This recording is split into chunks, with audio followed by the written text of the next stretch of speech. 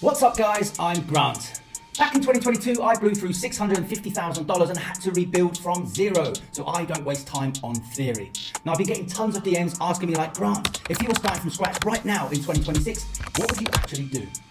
And honestly, that's such a good question because the investing game has changed a lot and there's so much noise out there telling you to do a million different things. So today I'm going to break down exactly what I would do if I had to restart my investing journey today. And I'm talking like zero knowledge, maybe a few $1,000 saved up, and I just want to build wealth the right way.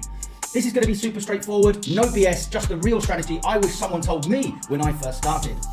Alright, so first things first, and this might sound boring, but hear me out. I would open up a Roth IRA, like immediately. And I know what you're thinking, Grant, that sounds complicated and old people stuff, but trust me on this one. A Roth IRA is basically a retirement account where you put in money that's already been taxed and then it grows tax-free forever. Like you never pay taxes on the gains when you take it out in retirement. That is insane when you think about it. Now the limit for 2026 has already gone up to $7,500 a year, which works out to around $625 a month. Now that's a lot more than a few years ago, so you really don't want to waste that tax-free space. Now I get it, not everyone can max that out right away, and that is totally fine. Even if you're putting away 100 to 200 a month, you're already winning because you're starting. The key thing here is that the earlier you start, the more time your money has to compound, and that's literally free money working for you while you sleep. Now before I go on guys, if you find this useful, make sure you subscribe. This channel is just me sharing lessons I learned after losing money myself, and this isn't financial advice at all, just my personal way of thinking so you can decide what makes sense for you. Now here's where most people mess up. They open up the account and then start chasing random stocks, crypto, or whatever's trending at the time. Don't do that.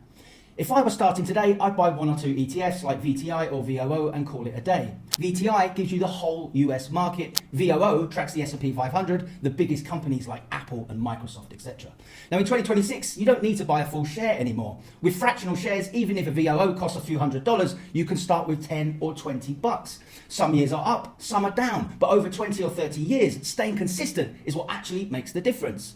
Now the strategy I would use is called dollar cost averaging, DCA, and it's honestly the most underrated investing hack that nobody talks about enough.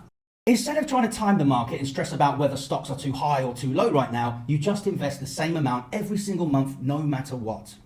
Let's say you decide to invest $500 every month.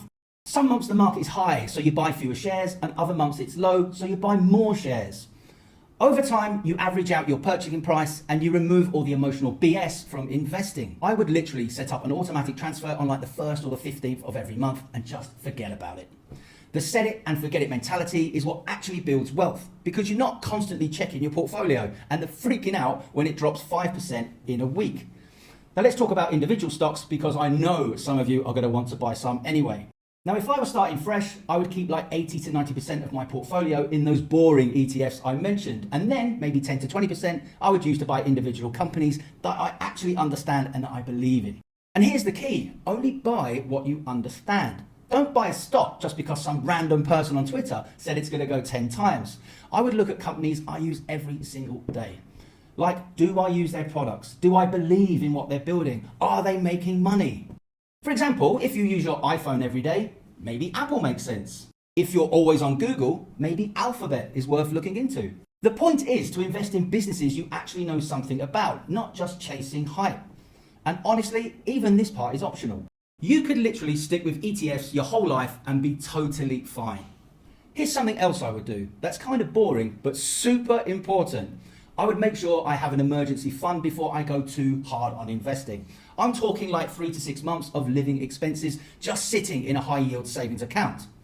In 2026, you can really still find savings accounts offering some of the best competitive rates available, which is solid for money you might need to access quickly. The reason this matters is because if you invest every single dollar you have and then your car breaks down or you lose your job or whatever, you're going to be forced to sell your investments at the worst possible time, maybe even at a loss. And yo, one more thing I would absolutely do is educate myself constantly. I would spend like 30 minutes per day just reading about investing, watching videos, listening to podcasts, whatever works for you. The more you learn, the more confident you become, and the less likely you are to make stupid emotional decisions with your money. There's so much free information out there now. Like, you don't need to pay for some expensive course. Just start with the basics and build up your knowledge over time. Understanding concepts like compound interest, expense ratios, market cycles, all that stuff will pay off huge in the long run. So to wrap this up, if I was starting my investing journey today in 2026, here's exactly what I would do. Step 1, open a Roth IRA. Step 2, set up automatic monthly investments into VTI or VOO, whatever amount I could consistently afford. Step 3, dollar cost average every single month, no matter what the market is doing.